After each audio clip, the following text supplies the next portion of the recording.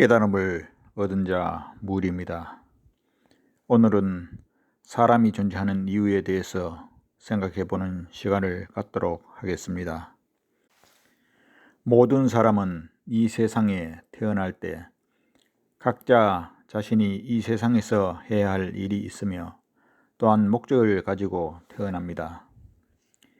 예수님은 이 세상이 타락하고 모든 사람들이 죄에 얽매여 부패해지고 사탄의 사슬에 묶여 지옥으로 이끌려갈 사람들을 구원하기 위해 오신 분입니다. 석가모니 부처님도 극락과 지옥을 알리기 위해 오셨습니다. 공자님, 명자님, 그 외에 우리나라의 선비들, 서양의 철학자들, 과학자들도 각 시기에 자신의 임무를 담당하셨습니다. 우리 각자도 어떤 임무들을 부여받고 이 지상에 왔습니다. 그것이 무엇인지 스스로 찾아야 합니다. 하늘의 하나님은 구하지 않으면 주시지 않습니다. 예수 그리스도 후기 성도 교회의 초대 선지자 조셉 스미스도 14세 때 하나님의 참된 교회에 속하고 싶은데 많은 교파 중에 어떤 것이 참된지 알고 싶어 기도드렸을 때 하나님과 예수님이 나타나셨습니다. 청소년 시절 나도 왜 내가 이 세상에 존재하는지, 삶에 무슨 의미가 있는지 궁금했습니다. 이 세상에 태어나 먹고 자고 결혼하여 자녀 낳고 늙어서 죽으면 동물의 삶과 무엇이 다른가? 분명 사람은 무언가 존귀한 존재인 것 같은데 그것을 어떻게 알 수 있을까? 세상에 많은 책들이 있는데 이것저것 읽다 보면 그 목적을 알 수 있지 않을까? 나는 시간 나는 대로 이런저런 책들을 닥치는 대로 읽었고 세상의 철학자라 알려진 사람들, 깨달음을 얻었다는 사람들의 책들도 읽었지만 말장난하는 것 같았고 내 가슴을 후련하게 해주는 책을 만나지 못했습니다. 그때까지도 종교책은 읽지 않았습니다. 어릴 때 천주교를 다니긴 했지만 종교는 현실과 맞지 않다고 생각했기 때문에 그렇게 세월은 흘렀고 결혼도 하고 2명의 자녀와 평화로운 삶을 살고 있었지만 나의 마음 한구석은 채워지지 않는 공허함이 남아 있었습니다. 당시 다미 선교회에서 예수님이 재림하실 거라며 휴거를 외치며 온 나라를 시끄럽게 하고 있었습니다. 그 영향 때문인지 나의 마음은 더 큰 동요로 안정을 찾지 못하고 혼란스러웠습니다. 그러던 어느 날 나는 퇴근 후 소주 한 병을 들고 광안리 바닷가를 찾았습니다.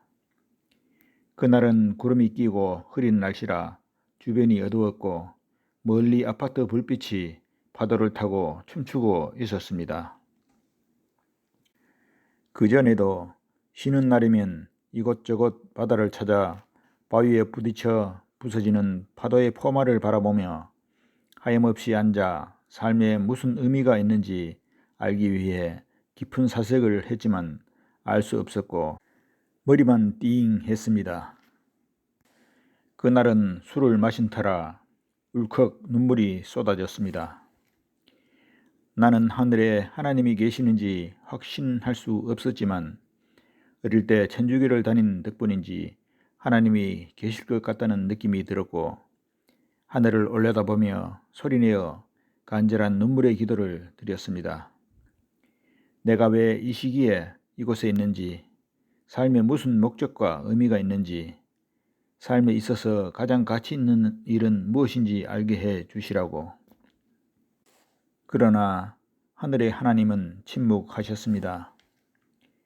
그런 일이 있은 후 어느 날 나는 잘 꾸지 않는 꿈을 꾸게 되었습니다. 금빛 찬란한 황금돼지가 달려와 품에 안기었고 또 한 번은 전혀 관심도 없었던 예수 그리스도 후기 성도 교회의 선교사를 만나 과일을 받아먹는 꿈을 꾸었습니다. 그 과일은 이 세상에서는 맛볼 수 없는 달고 감미로운 입에 살살 녹는 정말 맛있는 과일이었습니다. 그런 일이 있은 후 어느 날 영생교회에 다니는 지인의 나쁜 행동에 자극받아 종교를 알려면 성경을 읽어봐야 될 것 같은 생각에 난생 처음으로 신약 성경과 몇 년 전에 어느 지인으로부터 받아 책꽂이 한쪽 구석에 보관해 두었던 몰몬경을 읽었습니다. 몰몬경을 읽으면서 그동안 내가 읽은 책 중에 가장 훌륭한 책이라는 것을 알게 되었고, 이 훌륭한 책을 가진 교회가 어떤 교회인지 알고 싶어 그 교회를 찾고 개종하게 되었습니다. 그 이후 많은 기적들이 내 삶과 함께 했습니다. 사소한 많은 것들이 있지만 대표적인 몇 가지만 얘기한다면, 작은 아들이 3살쯤 되었을 때 TV 뉴스를 보고 있는데 지금 급성폐렴이 유행한다는 뉴스를 들은 뒤 자고 있었는데, 자정쯤 되었을 때 아내가 나를 깨웠다. 아내는 애가 자는데 숨소리가 이상해 라고 하길래 보니 숨소리와 얼굴 모습이 불안정하고 열이 있고 심한 가래 소리가 났다. 나는 이 늦은 시간에 병원에 가면 치료받기가 어려울 것 같아 목욕 제기하고 내가 교회 지도자로부터 부여받은 신권의 권능으로 축복했다. 잠시 후 아들의 표정이 느긋해지며 안정된 숨소리를 내며 자는 모습을 보고 잠자리에 들었다. 또 큰아들이 10살쯤 되었을 때 자전거를 타다가 떨어져 의식을 잃고 119를 타고 병원에 갔고, 그 소식을 들은 나는 하던 일을 중단하고 달려갔는데 아내의 말이 의사가 상태를 보더니 별로 좋지 않은 상태라고 하더라고 했다.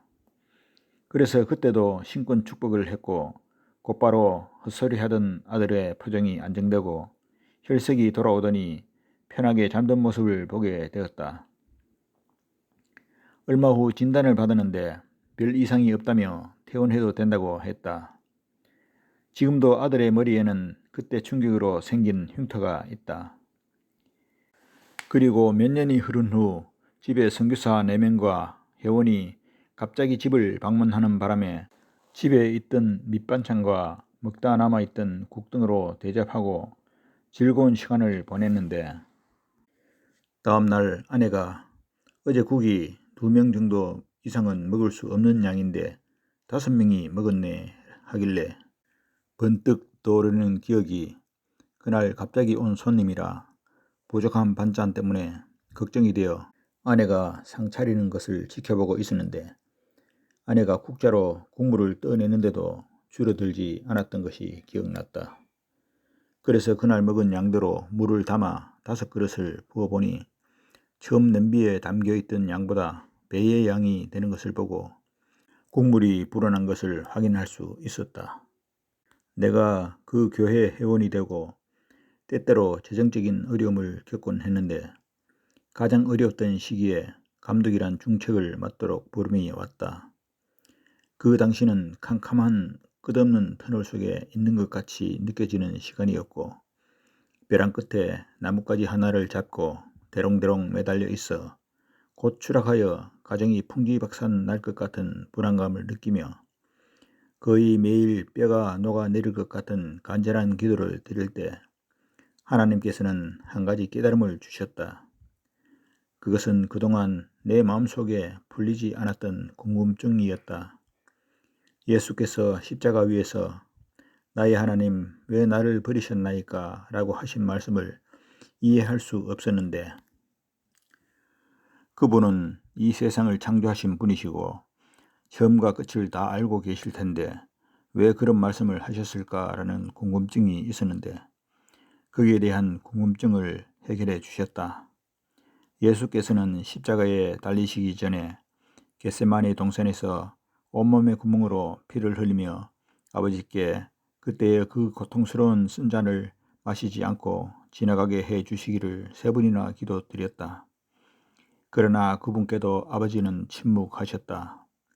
그 고통은 세상적인 고통이 아니라 이 지구상에 사는 모든 회개하는 사람들의 죄를 대신 속죄해주는, 보통 인간들은 감당할 수 없는 인간의 이해력을 넘어서는 영적인 고통이라는 것을 깨닫게 되었다. 그동안 성령을 베푸실 동안에는 늘 아버지 하나님이 함께 하셔서 담대하셨지만 그 순간만큼은 힘을 덮던 천사도 떠나고 아버지도 침묵하시고 홀로 감당해야 하는 고통 때문에 그분이 베드로에게 내 마음이 매우 고민하여 죽게 되었으니 라고 말씀하신 것이다. 그 내용이 기억이 났고 그분과는 비교도 될 수 없는 작은 고통을 겪는 과정을 통해서 그런 깨달음을 주신 것이다. 그 시련은 나에게도 현실에서는 경험할 수 없는 영적인 고통이었다.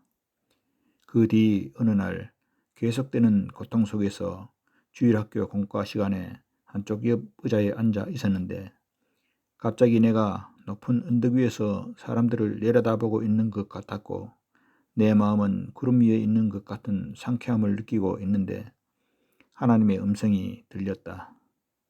그분은 나의 이름을 부르시며 아무 걱정하지 말고 맡은 일을 열심히 하라고 하셨다. 그런 일이 있은 후 나의 마음은 더 이상 고통 속에 머물지 않았고 자유로워졌다. 그것은 마치 어두운 터널을 빠져나와 넓고 광활한 자연을 언덕에서 바라보는 상쾌함이었다. 그리고 많은 해가 지난 후 선지자이신 넬슨 회장님으로부터 부산 성전 건립이 발표되고 난 후 당시 장로 정례 회장으로 부름을 수행하고 있던 터라 부산 성전 건립을 돕기 위해 우리 정원회가 무엇을 해야 할까 하는 고민을 하며 서성이고 있을 때 주님께서 흡사 예루살렘을 내려다보는 모습으로 옆에 서 계시는 것을 보게 되었고 그때부터 유튜브를 배우고 이 복음을 세상에 알려야겠다는 생각이 들었고 바로 실천했다.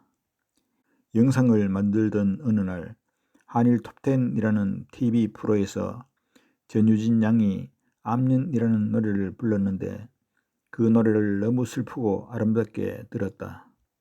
그 노래에 담긴 슬픈 감정과 스토리가 내가 이 세상에 오기 전 세상, 전세에서 하나님과 살다가 헤어지는 슬픈 이별을 깨닫게 해 주었고 그 영상을 만드는 과정에서 배경음악으로 깔아놓은 그 음악을 들으면서 그 영상을 만드는 과정에서 실제로 가슴이 터질 것 같은 고통을 느꼈고 너무 슬퍼서 엄청 울었다. 그를 통해 영원 전부터 과거와 현재와 미래 속에 공존하시는 하나님은 기쁨보다는 슬픔을 더 많이 느끼고 계시는 슬픈 하나님이라는 것을 깨닫게 해 주셨고 그분을 외면하는 많은 그분의 자녀들을 바라보시며 느끼시는 슬픔과 가슴 아픈 고통을 나에게도 일부 공감하게 해주신 것이라고 느껴졌다.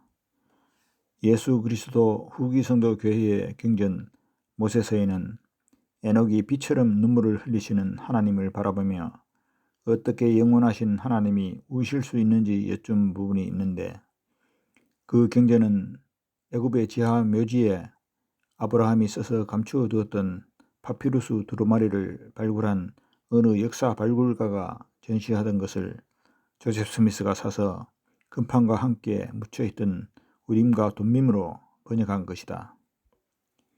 우림과 둠밈은 구약의 제사장들이 입고 있던 에봇에 달려있던 보석이다.